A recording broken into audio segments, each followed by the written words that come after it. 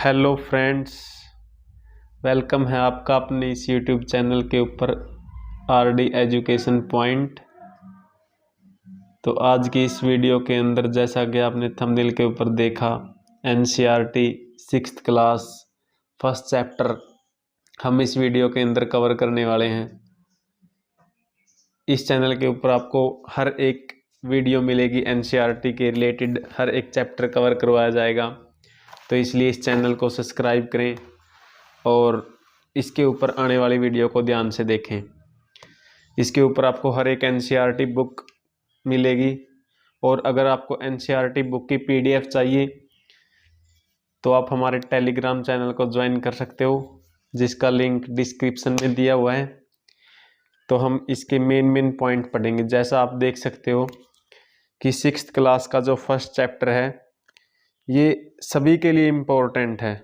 मतलब अगर कोई कम्पिटिटिव एग्ज़ाम्स की तैयारी करता है उसके लिए भी, और अगर कोई 6th क्लास के अंदर है उसको पढ़ना चाहता है तो उसके लिए भी इम्पोर्टेंट है। तो इसके अंदर हम हर एक चीज़ देखेंगे। तो आप किसी भी चीज़ को लेके इसको पढ़ सकते हो, इस वीडियो को देख सकते हो। और कम्पिटिटिव एग्ज़ाम्स को लेके हम लास्ट में इसमें से बनने वाले कुछ मेन क्वेश्चंस को डिस्कस करेंगे, जिसके कारण आपको पता चल जाएगा कि भी कम्पिटिटिव एग्ज़ाम में इस चैप्टर के अंदर से क्या क्या पूछा जा सकता है। आपको अगर इसकी पीडीएफ चाहिए इस चैप्टर की और उन क्वेश्चनों की, तो आप टेलीग्राम चैनल को ज्वाइन करें। डिस्क्रिप्शन में लिंक होगा, जिसके कारण आपको हर एक चीज़ मिल जाएगी। ठीक है, तो इसके ऊपर डेली आपको वीडियोस मिलेंगी, जैसे chapter 1, chapter 2, chapter 3, chapter 4, 6th class के टोटल चैप्टर आपको इसके अंदर मिलेंगे।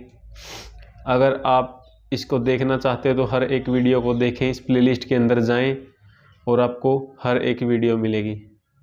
ओके, तो आज हम अपना फर्स्ट चैप्टर स्टार्ट करते हैं। तो अध्याय 1, क्या, कब और कैसे।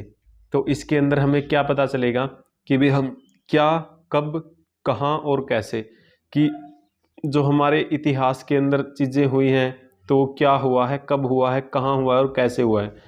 तो इन सब चीज़ों के बारे में हमें पता चलेगा। जैसे इसके अंदर एक छोटा सा ये लिखा हुआ है, रसीदा बैठी अखबार पढ़ रही थी, अचानक उसकी निगाह एक सुर्खी पर पड़ी 100 साल पहले। तो मतलब सोचने की बात है कि भी 100 साल पहले क्या हुआ था, यह किस तरीके से पता लगेगा कि भी हम कैसे पता लगा सकते हैं कि 100 साल पहले क्या हुआ था।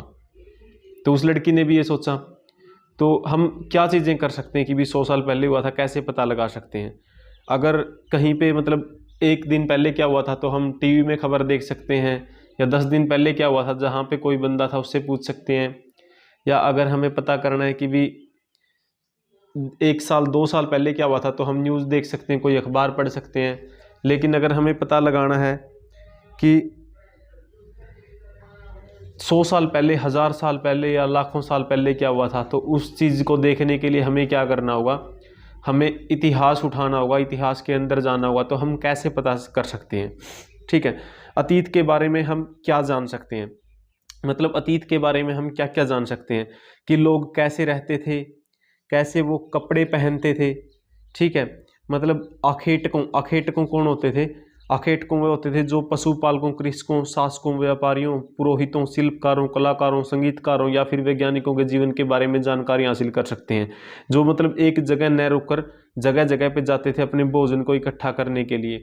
ठीक है, तो वो लोग होते थे आखेटकों। ठीक है, जिसको शिकारी भी कहते हैं। तो अभी आगे देखते हैं लोग कहाँ रहते थे, मतलब लोग कहाँ पे रहते थे, कैसे क्या करते थे। तो इस बुक के अंदर मानचित्र दिखाया गया, तो इसमें बोला है कि नर्मदा नदी का पता लगाओ।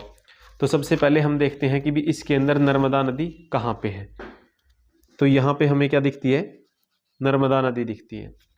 ठीक है, नर्मदा नदी के पास क्या हुआ था, तो कई लाख वर्षों पहले लोग इस नदी के तट पर रहते थे। तो मतलब सबसे पहले लोग कहाँ पे रहते थे, नर्मदा नदी के तट पर रहते थे।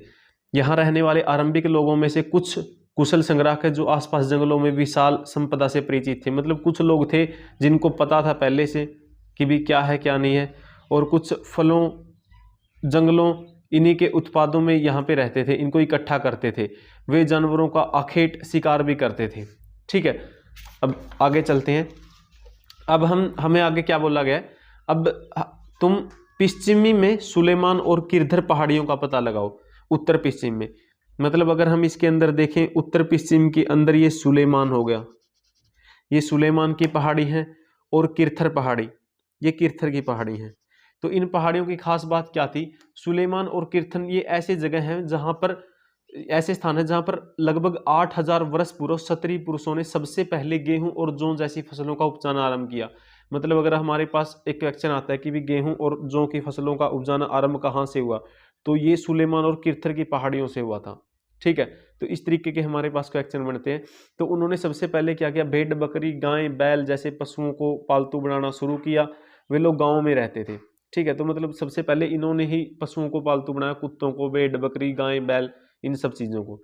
ठीक है, तो उत्तर पूर्व में गारो और मध्य भारत में विंध्य विंध्य पहाड़ियों का पता लगाओ, जो हम इस मैप के अंदर देख सकते हैं। आपको पीडीएफ मिलेगी टेलीग्राम चैनल के ऊपर, आप वहां से देख सकते हो। ठीक है, तो वहां पे क्या था, ये कुछ अन्य ऐसे क्षेत्र हैं जहां पे कृषि का विकास हुआ। मतलब इन क्षेत्रों में गारो और मध्य भारत के विंध्य पहाड़ियों के पास कृषि का विकास हुआ। मतलब सबसे पहले कृषि हुई, जहां सबसे पहले चावल उपजाया गया। मतलब सबसे पहले चावल कहाँ पे उपजाया गया? गारो और मध्य भारत की विंध्य पहाड़ियों के अंदर। ठीक है, विंध्य भारत में उगाया गया सबसे पहले चावल। फिर नेक्स्ट चीज क्या आती है, मानचित्र में सिंधु तथा इसकी सहायक नदियों का पता लगाओ। ठीक है, मतलब सिंधु और इसकी सहायक नदियां हम मानचित्र में देख सकते हैं। इसके बाद सहायक नदियां उन्हें कहते हैं जो एक बड़ी नदी में मिल जाती है। मतलब जो एक बहुत बड़ी नदी के साथ मिल जाती है ना पीछे से आकर, तो उनको सहायक नदियां बोला जाता है। लगभग 4700 वर्ष पूर्व इन्हीं नदियों के किनारे कुछ आरंभिक नगर फले फूले। मतलब सबसे पहले जो नगर फूले फूले तो वे सिंधु और इसकी सहायक नदियों के आसपास फले फूले।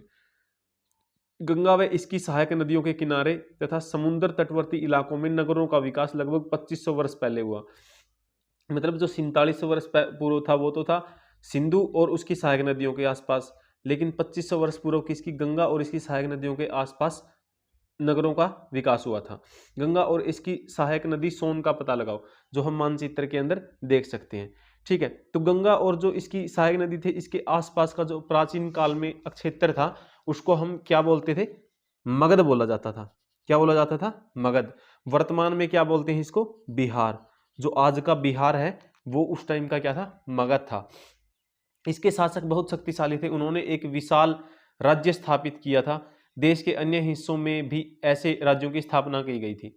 ठीक है, तो इन चीजों के बारे में हम आगे पढ़ते हैं। लोगों ने सदैव उपमहाद्वीप में एक हिस्से से दूसरे हिस्से तक यात्रा की। मतलब लोग यात्रा करते थे। यात्रा किसके लिए करते थे? मतलब कभी खाना देखने के लिए कि भी हमें क्या खाना है, कहीं पे शिकार करने के लिए, अपने घर का खर्च चलाने के लिए, घर का खाना लेने के लिए। तो इन सब चीजों के लिए लोग क्या करते थे? एक जगह से दूसरे जगह पर जाते थे। ठीक है, इसके बाद लोग यात्राएं क्यों करते थे?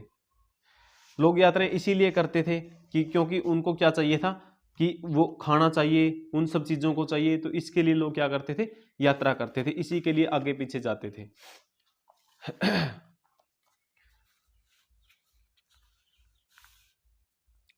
तो सबसे पहले लोग क्या करते थे? कई सौ वर्षों से लोग पत्थर को तराशने, मतलब उनके काम कैसे होते थे? वो पत्थर को तराशने का काम करते थे, संगीत रचने का काम करते थे, और यहाँ तक कि भोजन बनाने के नए तरीके भी ढूंढते थे। मतलब उनके पास कुछ भी नहीं था तो वो भोजन बनाने के नए नए तरीके ढूंढते थे, कैसे आग जलाई जाए, कैसे क्या चीजें करनी चाहिए। ठीक है, उसके बाद आता है देश के नाम। तो हमारे देश के जो नाम है वो कहाँ से पड़े, कैसे पड़े, तो इन चीजों के बारे में। देश, अपने देश के लिए यह हम प्राय इंडिया या भारत जैसे नामों का प्रयोग करते हैं। इंडिया शब्द इंडस से निकला है। कहां से निकला है? इंडस से निकला है। जैसे संस्कृत में सिंधु कहा जाता है, तो क्या कहा जाता है? सिंधु। जो हम हिंदू बोलते हैं उसको बोला जाता है सिंधु। अपने एटलस में ईरान और यूनान का पता लगाओ। लगभग 2500 वर्ष पूर्व उत्तर पश्चिम की ओर से आने वाले ईरानियों और यूनानियों ने सिंधु को हिंदोस अथवा इंदोस और इस नदी के पूर्व में स्थित भूमि प्रदेश को इंडिया कहा। मतलब जो उत्तर पश्चिम की ओर से ईरानी और यूनानी आए, कौन आए? ईरानियों और यूनानियों। तो इन्होंने सिंधु को हिंदोस और इंदोस बोला, और इस नदी के पूर्व में स्थित, इस नदी के जो पूर्व में स्थित थे प्रदेश, उसको क्या बोला? इंडिया बोला। भारत का नाम का प्रयोग उत्तर पश्चिम में रहने वाले लोगों ने एक समूह के लिए किया था। इस समूह का उल्लेख संस्कृत में आरंभिक लगभग 3500 वर्ष पुरानी कृति ऋग्वेद में मिलता है। कहां मिलता है? ऋग्वेद में मिलता है। भरत नाम का जो वो था उसका उल्लेख मिलता है। बाद में इसका प्रयोग देश के लिए होने लगा। ठीक है, उसके बारे में आते हैं। अतीत के बारे में कैसे जाने, मतलब अतीत की जानकारी हमें कैसे मिलती है। अतीत की जानकारी हम कई तरह से प्राप्त कर सकते हैं। इसमें एक तरीका होता है जी कि जो अतीत में लिखी हुई पुस्तकें हैं ना, उनको ढूंढ के हम पढ़ सकते हैं, जिसके बारे में हमें पता लगा सकते हैं कि वे अतीत में क्या हुआ था और क्या नहीं हुआ था। ठीक है, लेकिन वो जो पुस्तकें हाथ से लिखी होती हैं, जो पहले कुछ लिखने का साधन तो होता नहीं था, कंप्यूटर वगैरह, तो हम हाथ से लिखते थे, तो हाथ से लिखने के कारण उनको बोला जाता था पांडुलिपि। क्या बोला जाता था? पांडुलिपि कही जाती है। अंग्रेजी में पांडुलिपि के लिए प्रयुक्त होने वाला मैन्यूस्क्रिप्ट, तो इंग्लिश में क्या बोलते हैं पांडुलिपि को? मैन्यूस्क्रिप्ट। शब्द लैटिन शब्द मेन्यू, जिसका अर्थ है हाथ से, हाथ है से हाथ से निकला है। ये पांडुलिपियां प्राय ताड़पत्रों अथवा हिमालय क्षेत्र में उगने वाले भुर्ज नामक पेड़ की छाल से विशेष तरीके से तैयार भोजपत्र पर लिखी मिलती हैं। कहाँ से लिखी मिलती हैं? ताड़पत्रों अथवा हिमालय क्षेत्र में उगने वाले भुर्ज नामक पेड़ की छाल के विशेष तरीके से तैयार भोजपत्र, भोजपत्र बोला जाता है जहां जिसके ऊपर ही लिखी जाती है, तो वहां से मिलती हैं। ठीक है, तो आप यहाँ पे नीचे देख भी सकते हैं, जो इसमें साइड में लिखा है ना, एक पांडुलिपि लगभग 1000 वर्ष पहले लिखी गई थी। किताब बनाने के लिए ताड़ के पत्तों काटकर उनके अलग अलग हिस्सों की एक साथ बांध दिया जाता है, तब भुर्ज पेड़ की छाल से बनी ऐसी ही एक पांडुलिपि को तुम यहाँ देख सकते हो। तो यहाँ पे जो नीचे आप एक चित्र देख सकते हो, तो ये ऐसी ही पांडुलिपि का चित्र है। ये देखो, ये अपने समझ में नहीं आती। ठीक है, नेक्स्ट वन चलते हैं। इसमें कई वर्षों में इनमें पांडुलिपियों को कीड़ों ने खा लिया, मतलब हम जो पुरानी चीजों को देखते हैं ना, कई पांडुलिपियों को कीड़ों ने खा लिया, कई नष्ट हो गई, कई जल गई, कई कहीं पे चली गई, कई कहीं पे, तो इसलिए हमें वो चीजें मिलती नहीं है। पांडुलिपियां मंदिरों और विहारों में प्राप्त होती है, मतलब कई जगह पे हम देखते हैं तो मंदिरों के अंदर मिलती हैं बहुत पुरानी किताबें, तो उनको ही बोला जाता है। इन पुस्तकों में धार्मिक मान्यताओं के व्यवहारों, राजाओं के जीवन, औषधि तथा विज्ञान आदि सभी प्रकार के विषयों की चर्चा मिलती है। मतलब इनके अंदर है ना, ज्यादातर जो राजा होते थे, औषधि होती थी और विज्ञान जो भी चीजें होती थी ना, उनको लिख लेते थे लोग। ठीक है, तो उनके बारे में जानकारी इसके अंदर बहुत ज्यादा मिलती है। इनमें से कई संस्कृत में लिखे हुए मिलते हैं, जबकि अन्य प्राकृत और तमिल भाषा में मिलते हैं। ठीक है, तो मतलब इन सब चीजों के बारे में हमें कहाँ पे प्राप्त चलता है? जो पुरानी पांडुलिपियां होती हैं या पुरानी किताबें होती हैं, उनके अंदर हमें इन चीजों का पता चलता है। ठीक है, इनके ऊपर कई जगह पे क्या होता था, शासक जब अपनी लड़ाइयों को जीतते थे या फिर कोई अपने लिए कुछ बढ़िया चीजें थी किसी राजा के लिए, वो चीजें बतानी होती थी, तो उन चीजों का उल्लेख इन पांडुलिपियों के अंदर करवाते थे। ठीक है, तो जैसे यहाँ पे लिखा, उदाहरण के लिए, प्राय शासक लड़ाइयों में अर्जित विजयों का लेखा जोखा रखते थे, मतलब विजयों का जो विजय हो गए तो उसका लेखा जोखा इन पांडुलिपियों के अंदर रखते थे। ठीक है, एक और आप चित्र देख सकते हो, तो ये क्या है, लगभग 2250 वर्ष पुराना यह अभिलेख वर्तमान अफगानिस्तान के कंधार से प्राप्त हुआ है। जो ये अभिलेख है कंधार से प्राप्त हुआ। यह अभिलेख अशोक नामक शासक के आदेश पर उत्कीर्ण करवाया गया था। इस शासक के विषय में तुम अध्याय 8 में पढ़ोगे, हमें अध्याय 8 में इसके बारे में पता चलेगा। जब हम कुछ लिखते हैं तब हम किसी लिपि का प्रयोग करते हैं। लिपियां अक्षरों अथवा संकेतों के बारे में होती है। जब हम कुछ बोलते हैं अथवा पढ़ते हैं तो हम भाषा का प्रयोग करते हैं। ठीक है, इन सब चीजों के बारे में होती है। यह अभिलेख इस क्षेत्र में प्रयुक्त होने वाली यूनानी तथा अराइमेइक नामक दो भिन्न लिपियों तथा भाषाओं में है। तो यह किस में है? यूनानी और अराइमेइक, इन दो लिपियों के अंदर ही लिखा गया है। ठीक है, इसके बारे में आगे हम देखते हैं। इसके अतिरिक्त अन्य कई वस्तुएं अतीत में बनी और प्रयोग में लाई जाती हैं। ऐसी वस्तुओं का अध्ययन करने वाला व्यक्ति पुरातत्वविद कहलाता है। तो हमारे पास क्वेश्चन आ सकता है, पुरातत्वविद कौन होते हैं? जो अतीत में लिखी हुई पुस्तक या फिर अतीत में लिखी हुई चीजों का अध्ययन करता है, तो उसको क्या बोलते हैं? पुरातत्वविद। पुरातत्वविद जो होते हैं पत्थर और ईंट से बनी इमारतों के अवशेषों, चित्रों तथा मूर्तियों का अध्ययन करते हैं। वे औजारों, हथियारों, बर्तनों, आभूषणों तथा सिक्कों की प्राप्ति के लिए छानबीन की खुदाई भी करते हैं। मतलब वो खुदवाते हैं इन सब चीजों को जहां से कुछ ना कुछ प्राप्त हो जाए। ठीक है, तो आप ऊपर इसमें देख सकते हैं चित्र के अंदर, यहाँ पे प्राचीन नगर से प्राप्त पात्र, ये एक पात्र है जो प्राचीन नगर से प्राप्त हुआ है। इस तरह के पात्रों का प्रयोग 4700 वर्ष पूर्व होता था। कितने साल पहले? 4700 साल पहले ऐसे ऐसे बर्तनों का यूज होता था। ठीक है, यहाँ पे एक चांदी का सिक्का भी दिखाया गया है। इस तरह के चांदी सिक्के 2500 वर्ष पूर्व होता था। ठीक है, तो ये सब चीजें बहुत पुराने जमाने की हैं। पुरातत्वविद जो होते हैं, जो इन सब चीजों के बारे में पढ़ते हैं, वे जानवरों, चिड़ियों तथा मछलियों की हड्डियों को भी ढूंढते हैं, क्योंकि उनसे उनको ये पता चल जाता है, क्योंकि जिंदा तो मिलेंगे नहीं, उनकी हड्डियां हड्डियां मिलेंगी, तो इनसे इनको पता चल जाता है कि भी कितने साल पुराने हैं। तो मतलब इससे ये पता चलता है कि भी उस टाइम पे लोग किन चीजों को पालते थे, किन चीजों को नहीं पालते थे। ठीक है। पांडुलिपियां अभिलेखों तथा पुरातत्व से ज्ञात जानकारियों के लिए इतिहासकार प्रायः स्रोत शब्द का प्रयोग करते हैं। मतलब स्रोत क्या होते हैं? जो पांडुलिपि या फिर अतीत में जो इतिहासकारों को चीजें पता चलती है ना, तो उनको क्या बोला जाता है? स्रोत बोला जाता है। जो भी चीजें हमें पता होती हैं, इतिहासकार उन्हें कहते हैं जो अतीत का अध्ययन करते हैं। ठीक है। इतिहासकार कौन होते हैं? जो अतीत का अध्ययन करते हैं, जो मतलब पुराने जमाने में चीजें क्या घटी थी उनके बारे में जानकारी निकालते हैं, उसको क्या बोला जाता है? इतिहासकार बोला जाता है। स्रोत से प्राप्त होने वाले अतीत के बारे में पढ़ना बहुत रोचक हो जाता है, क्योंकि इन स्रोतों की सहायता से हम धीरे धीरे अतीत का पुनर्निर्माण करते हैं। अतः इतिहासकार एक पुरातत्वविद उन जासूसों की तरह होता है जो इन सभी स्रोतों का प्रयोग सुराग के रूप में कर अतीत में जानने का प्रयास करते हैं। मतलब जो इतिहासकार होते हैं वो अतीत के बारे में, बिल्कुल अतीत में चले जाते हैं कि अतीत में क्या हुआ था, क्या नहीं हुआ था, इन सब चीजों के बारे में वो बहुत ज्यादा चीजें रखते हैं। ठीक है। तो अभी हम आगे देखते हैं।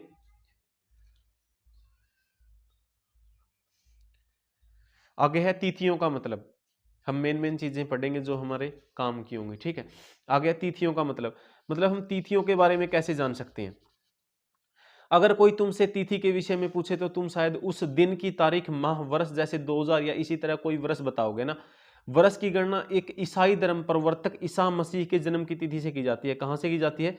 जो ईसाई धर्म का प्रवर्तक थे ईसा मसीह, उनका जिस दिन से जन्म हुआ था ना, तो उस दिन से ये तिथि की जाती है। ठीक है। अतः 2000 वर्ष कहने का तात्पर्य होता है ईसा मसीह के जन्म के 2000 वर्ष बाद, मतलब ईसा मसीह का जन्म हुआ था ना, उसके 2000 वर्ष कंप्लीट हो गए, वो चीजें बोली जाती हैं। ईसा मसीह ईसा मसीह के जन्म के पूर्व की सभी तिथियां ईसा पूर्व, ईसा से पहले, मतलब जो उससे पहले होती थी ना, तो वो ईसा पूर्व बोली जाती है। मतलब ईसा मसीह का जन्म हुआ नहीं था, उससे पहले की बात है के रूप में जानी जाती है। इस पुस्तक में हमने 2000 को अपना आरंभिक बिंदु मानते वर्तमान से पूर्व तिथियों का उल्लेख करेंगे। ठीक है। इसके बाद हम नेक्स्ट वन चलते हैं, इतिहास की तिथियां। अंग्रेजी में जो बीसी बोला जाता है, बीसी, हिंदी में क्या बोला जाता है? ईसा पूर्व। ठीक है। तो का तात्पर्य होता है बिफोर क्राइस्ट, ईसा पूर्व होता है। कभी कभी तुम तिथियों से पहले एडी, हिंदी में ईस्वी, लिख ही पाते हो। यह एनो डोमिनी नामक दो लैटिन शब्दों से बना होता है। इसका तात्पर्य ईसा मसीह के जन्म से, वर्ष से है। कभी कभी एडी की जगह सीई तथा बीसी की जगह बीसीई का प्रयोग होता है। सीई अक्षरों का प्रयोग कॉमन एरा तथा बीसीई का प्रयोग बिफोर कॉमन एरा के लिए किया जाता है। सी का प्रयोग किया जाता है कॉमन एरा के लिए, लेकिन बीसी का प्रयोग बिफोर कॉमन एरा। ठीक है। हम इन शब्दों का प्रयोग इसलिए करते हैं क्योंकि विश्व के अधिकांश देशों में अब इस कैलेंडर का प्रयोग सामान्य हो गया है। ठीक है। तो ये चीजें थी। इसके बाद हम एक ये छोटा सा पढ़ते हैं लिपि के लिए। इस प्रकार से अज्ञात लिपि को, अगर हमें किसी लिपि का पता नहीं है ना, तो उसको जानना है, तो उसको हम कैसे जान सकते हैं? उसके लिए जैसे आप ये देख रहे हो, ये कोई लिपि लिखी हुई है, मतलब कहीं के अभिलेख से मिली हुई है चित्र, और उनके सामने लिखा हुआ है, जैसे इसका मतलब ओ, इसका मतलब एल, इसका मतलब एम, इसका मतलब आई, इसका मतलब भी आई, इसका मतलब एस, बाज का मतलब ए, इसका मतलब आर, इसका मतलब ए, पी। तो ये मतलब अलग अलग सिंबल है। ठीक है। यहाँ पे आप पढ़ सकते हो मिस्र में उत्तरी पर रसेटा नाम का एक कस्बा है। किस नाम का? रसेटा नाम का। यहां से एक ऐसा उत्कृष्ट पत्थर मिला है जिस पर लेख में 3 भिन्न भिन्न भाषाओं में लिपियां, यूनानी तथा मिस्र लिपि के 2 प्रकारों में है।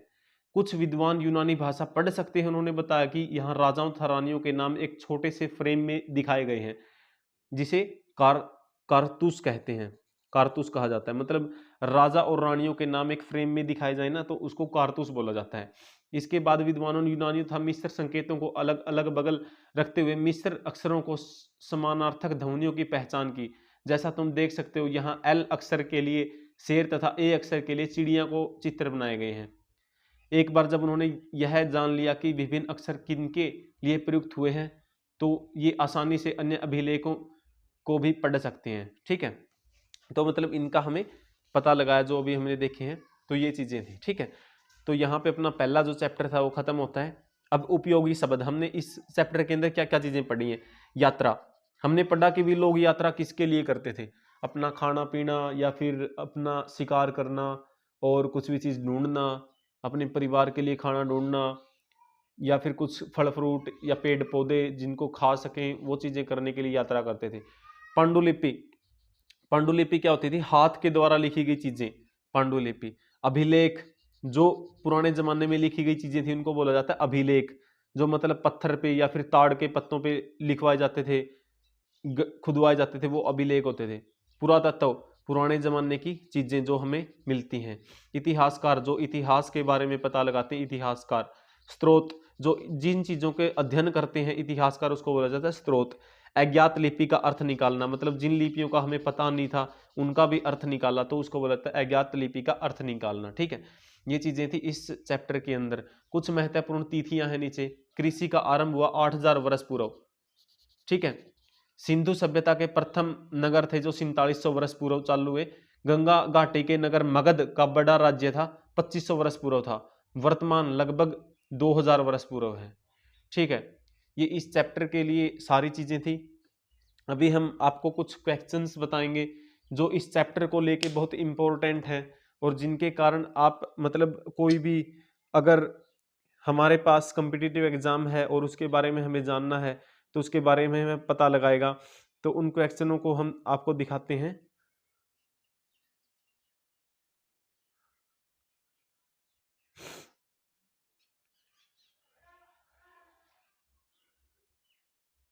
जैसे हमारे पास सबसे पहला क्वेश्चन है, गेहूं और जौ की फसलों के संदर्भ में निम्नलिखित कथनों पर विचार कीजिए।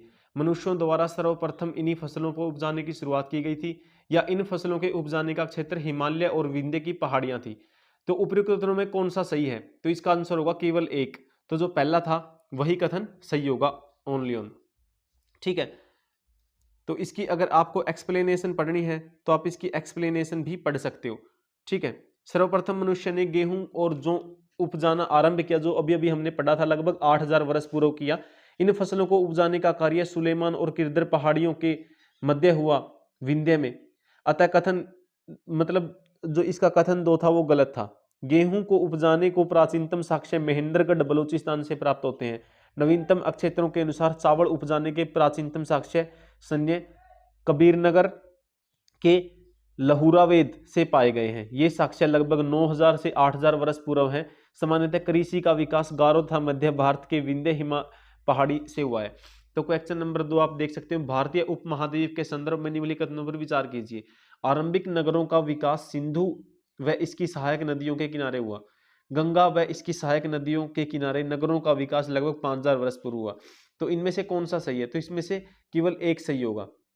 व्याख्या में अगर पढ़ते हैं, कथन एक सही है, लगभग 4700 वर्ष पूर्व सिंधु व इसकी सहायक नदियों के किनारे आरंभिक नगरों का विकास हुआ था। इन्हीं नगरों में विकसित सभ्यता सिंधु सभ्यता के नाम से जानी गई। गंगा व इसकी सहायक नदियों के किनारे नगरों का विकास लगभग 2500 वर्ष पूर्व हुआ था, यानी सिंधु नदी के किनारे सभ्यताएं पहले विकसित हुई थी। ठीक है, मतलब कथन 2 गलत है, कथन 1 सही है। अगर तीसरा क्वेश्चन देखें, गंगा नदी के दक्षिण में इसकी सहायक नदी सोन के आसपास क्षेत्र प्राचीनतम काल से किस नाम से जाना जाता था? अभी अभी हमने इसी चैप्टर के अंदर पढ़ा है। तो किस नाम से जाना जाता था? वो मगध के नाम से जाना जाता था। जो सोन नदी के आसपास का प्राचीन काल में मगध कहलाता था। मगध प्राचीन काल का पहला बड़ा राज्य था जिसके शासक बहुत शक्तिशाली थे। उन्होंने एक विशाल राज्य स्थापित किया था। ठीक है, तो इसके एक दो क्वेश्चन और देखते हैं।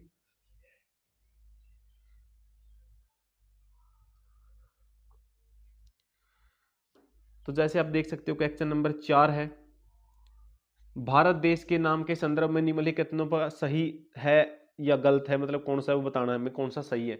लगभग 2500 वर्ष पूर्व उत्तर पश्चिम की ओर से आने वाले ईरानियों और यूनानियों ने सिंधु को हिंदोस और इंदोस तथा इस नदी के पूर्व में स्थित भूमि प्रदेश को इंडिया कहा। भरत नाम का प्रयोग उत्तर पश्चिम में रहने वाले लोगों के एक समूह के लिए किया गया। इस समूह का उल्लेख संस्कृत भाषा के आरंभिक कृति ऋग्वेद से मिलता है। तो इसमें 1 और 2 दोनों सही है। ठीक है, इसकी व्याख्या अगर आप पढ़ना चाहें तो व्याख्या पढ़ सकते हैं। दोनों कथन सही है। उत्तर पश्चिम की ओर से आने वाले ईरानियों और यूनानियों ने सिंधु को हिंदोस था इंदोस कहा। उन्होंने इस नदी के पूर्व में स्थित भूमि प्रदेश को इंडिया कहा था। भरत नाम का प्रयोग उत्तर पश्चिम में रहने वाले लोगों के एक समूह के लिए किया जाता था। इस समूह का उल्लेख ऋग्वेद में मिलता है। ऋग्वेद संस्कृत की आरंभिक कृति है जो लगभग 3500 वर्ष पुरानी है। बाद में इसी भरत समूह के नाम का प्रयोग देश के लिए होने लगा। ठीक है, नेक्स्ट क्वेश्चन देखते हैं। पांडुलिपियों के संदर्भ में निम्नलिखित कौन सा कथन सही है? तो बाकी जो कथन है वो गलत है, लेकिन एक ही कथन सही है। पांडुलिपियां केवल मंदिरों और विहारों में प्राप्त होती हैं जो केवल संस्कृत भाषा में लिखी गई थी। ठीक है, सिक्स्थ क्वेश्चन है, अभिलेखों के संदर्भ में कथनों पर विचार कीजिए। तो इसमें तो कथन 2 है वो सही है और कथन 1 है वो गलत है। कभी कभी शासक अथवा अन्य लोग अपने आदेशों को इस तरह उत्कीर्ण करवाते थे ताकि लोग उन्हें देख व पढ़ सकें, वे इनका पालन कर सकें। तो यही एक सही है, बाकी गलत है। ठीक है, 2 क्वेश्चन और रह गए, वो और देखते हैं एक बार।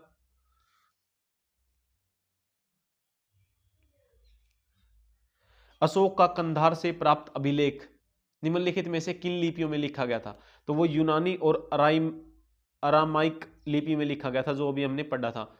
ठीक है, एक और रह गया, ईसा मसीह के मतलब कथन 1 और कथन 2।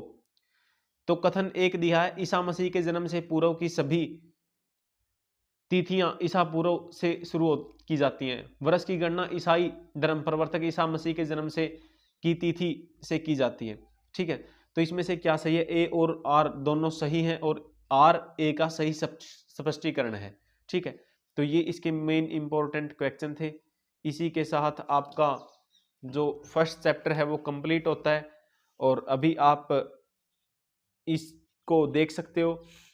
और अगर आपको इसकी पीडीएफ चाहिए और आप इसको पढ़ना चाहते हो अपने फ़ोन में और इन क्वेश्चनों की पीडीएफ चाहिए तो आप हमारे इस टेलीग्राम चैनल को ज्वाइन कर सकते हो जो डिस्क्रिप्शन में दिया है। और अगर आप और भी एनसीईआरटी के चैप्टर्स और इम्पोर्टेंट वीडियोस देखना चाहते हो, मैथ की वीडियोस या 6th क्लास 7th क्लास 8 9 10, तो इस चैनल को सब्सक्राइब करें और लाइक शेयर करें। Thank you so much.